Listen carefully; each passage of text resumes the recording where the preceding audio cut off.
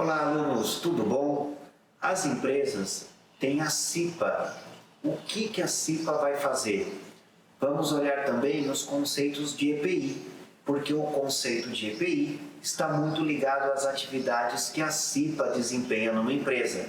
Vamos conhecer mais sobre isso na aula de hoje.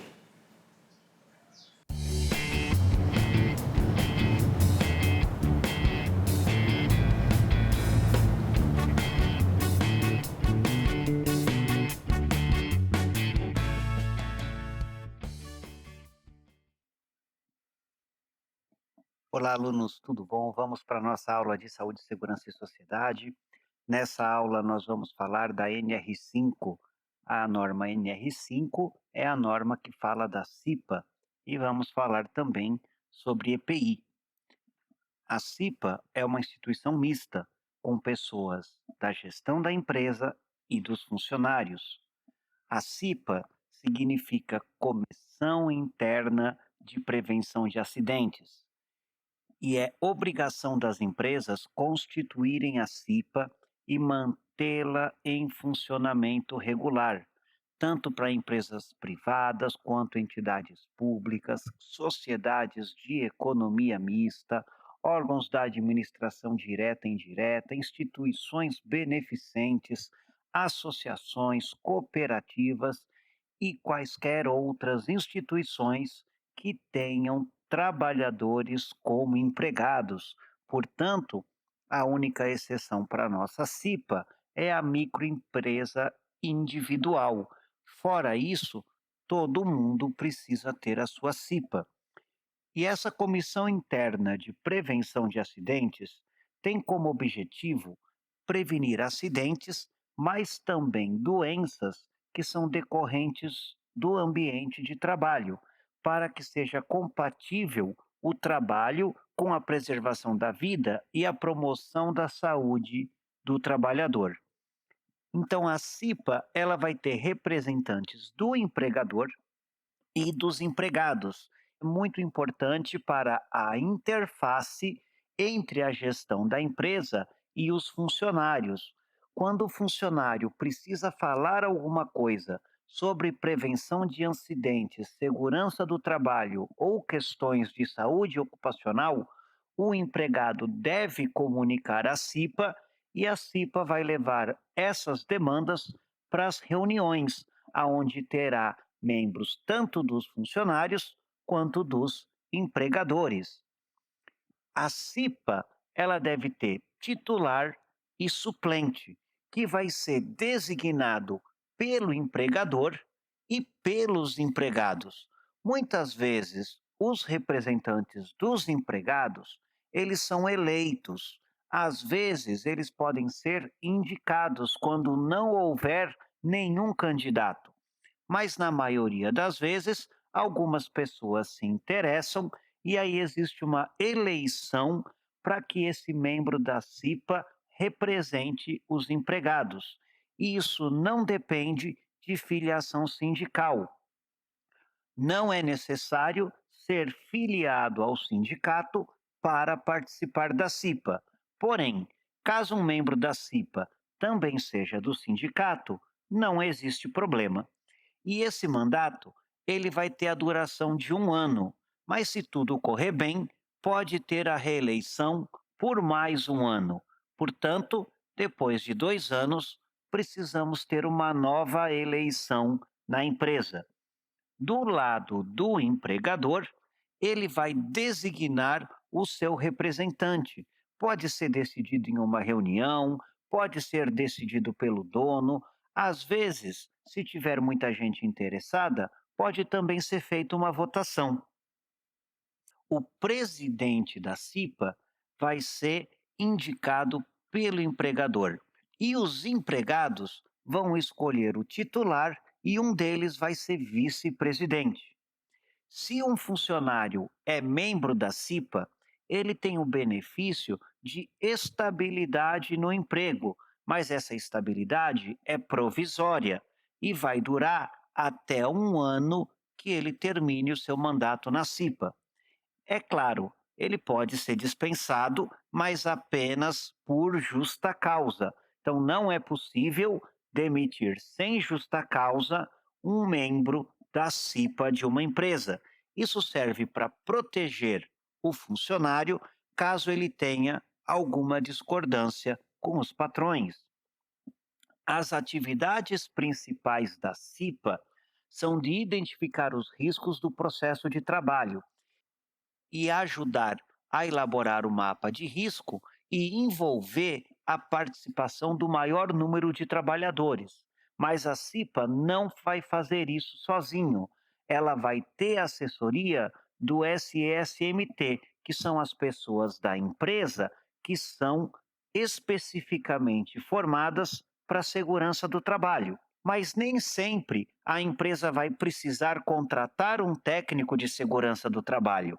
Quando não houver na empresa um SESMT, a empresa pode contratar uma consultoria externa, mas ela precisa ter uma pessoa oficialmente e legalmente capacitada para isso.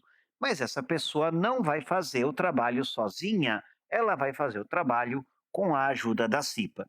Portanto, ela realiza periodicamente verificações nos ambientes, condições de trabalho, ajuda a identificar as situações que venham a trazer riscos, ou seja, a CIPA é um órgão de execução e implementação do controle de qualidade das medidas que são necessárias. Lembra que nós falamos que as medidas de proteção e segurança do trabalhador têm que ser constantes? Isso é tarefa da CIPA. E ela vai divulgar aos trabalhadores as informações relativas à segurança e saúde no trabalho. Portanto, a CIPA também vai fazer campanhas de conscientização, campanhas de divulgação e fazer com que os trabalhadores entendam que essa empresa está preocupada com a segurança dos trabalhadores. Além disso, ela vai ter que requerer ao SESMT da empresa ou à consultoria ou ao empregador a paralisação de máquina onde tiver um risco grave e iminente à segurança e saúde dos trabalhadores. Ou seja, se houver uma máquina perigosa, essa máquina apresentar algum defeito que coloque a saúde do trabalhador em risco, a CIPA ela tem o dever de requerer que aquela máquina seja paralisada até que esse problema seja sanado. Ela também vai trabalhar para a implementação do PCMSO e PPRA, que são programas relacionados especificamente à segurança e saúde no trabalho.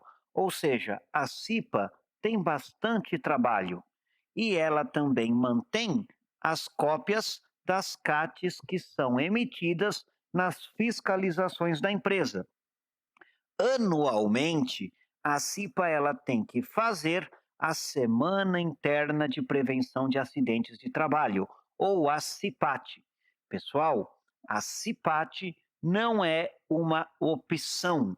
A CIPA precisa organizar uma semana aonde teremos palestras, aonde teremos atividades, aonde teremos uma série de medidas para que os funcionários sejam sempre relembrados das medidas de segurança, dos EPIs que são necessários e das ações que a empresa faz para que o local de trabalho seja um ambiente seguro e saudável. A CIPA também cuida do uso dos EPIs. Os EPIs, ou equipamento de proteção individual, muitas vezes não é bem visto pelos próprios funcionários. Quando nós falamos de EPI, todo mundo concorda que ele é importante. Mas na hora de usar o EPI, nós temos alguns problemas. Primeiro, relacionado aos funcionários. O funcionário, muitas vezes, ele não gosta de usar EPI, porque o EPI, ele é desconfortável, muitas vezes ele é quente, às vezes ele dificulta o trabalho. Imagina você fazer um trabalho elétrico que é delicado, você vai lidar com fio, com fitas isolante, chave de fenda, e você está com uma luva pesada, você está com uma roupa pesada, isso vai atrapalhar e vai dificultar o seu trabalho. O pessoal não gosta, muitas vezes, de usar EPI, então ele se torna uma dor de cabeça, mas é uma dor de cabeça necessária. O empregador também não gosta muito de EPI, porque o EPI é muito caro. O EPI tem uma série de normas regulamentadoras para você comprar um EPI. Se você comprar um EPI, entre aspas, genérico, você vai ter problema, porque o EPI tem que ter uma série de certificações, tem uma série de documentações relacionadas ao EPI. É muito trabalho para o empregador, que algumas empresas acabam flexibilizando o uso do EPI, mas isso é um problema sério, porque se tiver algum problema e uma pessoa se machucar, ou vamos evitar isso, né? Mas se acontecer de uma pessoa perder a sua vida, vai ter um problema gravíssimo para a empresa e para a CIPA. Acaba tendo um esforço muito grande para que o uso de EPI seja levado a sério. A empresa que não cumprir com a obrigação de fornecer e fiscalizar o uso do EPI vai levar multa. E aí eu estou falando de multa muito pesada. Vai chegar numa construção, numa obra e está sem capacete, é multa pesada. É um trabalho elétrico e está sem a roupa apropriada, está sem as luvas apropriadas, é multa pesada. E o funcionário que ficar com frescura e não quiser usar EPI, ele pode ser dispensado por justa causa. Não está usando EPI, é demissão por justa causa. Ou seja, EPI é uma dor de cabeça, as empresas ficam nervosas com a questão do EPI, mas é importante ter cuidado, porque é um item que salva vidas. Os equipamentos de EPI também são regulamentados por norma técnica. Nós temos a norma NR6, que é de responsabilidade de quem fabrica o EPI. Então, se você comprar um EPI genérico que você não sabe a procedência, o fabricante não tem o certificado da norma NR6, você continua com o problema. Então, você precisa ter EPI oferecidos gratuitamente, em perfeito estado, com a documentação correta, inclusive os certificados de garantia rastreados. Pessoal, eu estou falando o seguinte para vocês: se você imaginar uma pessoa que tem um sapato de segurança, estou falando daquele sapatinho com biqueira de aço, você pode comprar ele em qualquer loja, mas se você quiser estar dentro da norma de segurança, ele tem que ser certificado pela norma NR6, passado por teste de conformidade, e eu vou falar para vocês que esse sapato vai custar caro. Então, se você procurar EPI e tentar achar o menor preço, você está provavelmente arrumando problema.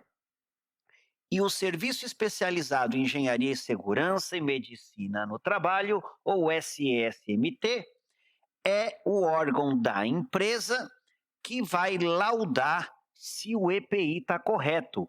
Ah, mas a empresa é pequena e ela não tem um serviço de engenharia de segurança, né? Não dá para uma empresa pequena ou uma microempresa ter um SESMT. Então, ela vai contratar uma consultoria que vai ter um engenheiro habilitado para laudar esses equipamentos. E a Comissão Interna de Prevenção de Acidentes, ou a CIPA, vai ter que manter esses documentos atualizados.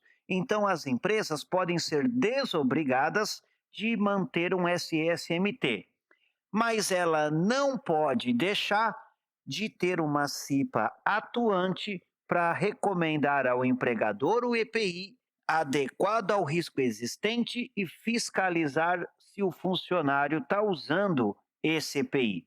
Os tipos de EPI que devem ser utilizados podem variar dependendo do tipo da atividade, dos riscos, e a maioria está previsto em normas específicas. Se você está trabalhando com algo que faz muito barulho, você tem que ter proteção auditiva. Se você está trabalhando em um lugar que tem partículas de poeira, tem que ter máscara e filtro. Se você está trabalhando com solda ou alguma outra coisa que tem iluminação muito forte, tem que ter óculos e viseiras. A proteção na cabeça é o tradicional capacete. Para mão e braço, você tem que ter luva, tem que ter mangote ou tem que ter uma roupa apropriado. Para proteção de perna e pé, tem sapato, tem botina, você tem botas, você tem proteção contra quedas, que são cintos de segurança, cordas e cinturões. Não são equipamentos baratos e são equipamentos que têm toda uma regra específica para ser atendida. E isso inclui o trabalho de energia elétrica. Eu me lembro quando eu vi os colegas trabalhando no poste, aquele sol forte aqui da minha cidade, um dia muito quente, e a pessoa com luva, com bota, com calça, com capacete, suando, desconfortável, trabalhando em cima do poste. E não é opcional. Tem que trabalhar com EPI, tem que usar e tem que ser fiscalizado. As atribuições do empregador também são colocadas na norma NR6. Então, aí vem a questão do EPI ser adequado, alguém tem que avaliar esse risco, esse alguém tem que ser habilitado para isso, não é o dono, não é o membro da CIPA, é o engenheiro de segurança do trabalho ou o técnico de segurança do trabalho. A empresa tem que fiscalizar o funcionário, tem que ter documentação que o EPI foi entregue, tem que ter equipamentos aprovados pelo órgão competente, tem que ter selo do Inmetro, tem que ter certificado de homologação. O empregado tem que ser treinado, de repente vai usar um cinturão para trabalhar pendurado numa corda ou num andaime. Será que ele sabe usar esse equipamento? Tem que ter treinamento, treinamento documentado. Quando o EPI der problema, ele tem que ser substituído, ainda tem que ter manutenção do EPI e qualquer problema que acontecer deve ser informado o Ministério. Então você demite o funcionário que não usa EPI e ainda comunica o Ministério. Os empregados também têm que observar diversas normas que estão na NR6. Utilizar o EPI apenas para a finalidade a que se destina. Já falei que o EPI é caro, já te falei que ele é problema. Então, nada de ficar usando EPI para almoçar, ficar andando com EPI no carro, deixar o capacete jogado, aí o funcionário pode ser responsabilizado. O funcionário deve conservar o EPI, manter o EPI limpo, fazer a guarda correta do seu EPI. Ele tem que avisar o empregador qualquer problema que tenha. Às vezes o funcionário corta a sua luva, vai ter um problema na sua botina. Ele tem que avisar que acabou sendo danificado e trocar. Ele tem que cumprir as determinações do empregador da CIPA sobre os usos do EPI e é obrigatório que ele participe dos treinamentos e colabore com a CIPA. Então, tem muito funcionário que acha que a CIPA é chata, porque a CIPA fica em cima dele. E se ele não cumpre a determinação, é demissão. Então, a gente tem que fazer treinamentos para conscientizar esses funcionários, porque muitos empregados vai dizer que não se acostuma, vai dizer que é desconfortável, vai dizer que o EPI atrapalha o trabalho dele e vai tentar deixar de utilizar o EPI. Nesse caso, a culpa é de quem se houver um acidente. Pessoal, atenção! Se o funcionário tiver EPI e não usar e ocorrer um acidente, a culpa é do empregador, porque ele deve utilizar o seu poder de direção, né, o seu poder de empregador e fazer o funcionário a usar o EPI. Ah, mas eu já fiz tudo com o funcionário, já orientei, ele não usa. Meu amigo, não usou uma vez, uma é advertência. Não usou a segunda, é suspensão. E se você pegar um funcionário sem EPI, de novo, é demissão com justa causa, você avisa o ministério e acabou para o empregado. Eu quero ver ele arrumar trabalho numa outra empresa com uma demissão por justa causa que ele não usa EPI. Porque se acontecer um acidente, a CIPA e a empresa estão ferrados. Principalmente, tudo deve ser documentado. Você entrega um EPI, ele é documentado. Você compra um EPI, tem que ser documentado. Se o funcionário não usa EPI e tem advertência, tem que ser documentado. Teve suspensão? Anota na carteira do cara. E se não tiver efeito, meu amigo, demissão por justa causa. Se um funcionário se machucar porque não está usando EPI, a empresa vai ser responsável por indenizar, vai ter processo. Tem gente que entra até com questões criminais, pode ter multa, e os membros da CIPA, SESMT vai responder por esse incidente de trabalho. As atividades da CIPA, ela tem o benefício da estabilidade do emprego. As atividades da CIPA são feitas durante a atividade de trabalho da pessoa. Então, a atividade da CIPA não tem remuneração adicional. Por causa dessa responsabilidade, algumas vezes tem dificuldade para a formação da CIPA. Já trabalhei em empresas aonde ninguém queria trabalhar na CIPA, porque ela era responsável por incomodar as pessoas e, se bobeasse, demitia o cara. Então ninguém queria ser parte da CIPA, porque era incômodo, né? Você vai pegar o seu colega de trabalho e vai fazer o quê? Vai demitir por justa causa? Mas é esse o trabalho que tem que ser feito. Então, se tem dificuldade para a formação da CIPA, a pessoa vai ser designada e ponto final. Portanto, muitas vezes na CIPA, você vai ter pessoas rigorosas, pessoa meio casca grossa, às vezes membro do sindicato que é rigoroso, mas é essa a ideia mesmo, tá? A CIPA, ela precisa ter um certo nível de incômodo para que nem o funcionário e nem a empresa acabe sendo responsabilizado por um acidente. O funcionário pode achar ruim, mas se ele tomar um choque e tiver uma parada cardíaca, ele vai achar pior ainda. Isso se ele sobreviver, porque, pelo menos com eletricidade, é risco de morte. Certo, pessoal? Muito cuidado com a questão da CIPA e com o uso de EPI. Espero que vocês tenham gostado dessa aula, entendido a importância dessas coisas e bom estudo para vocês.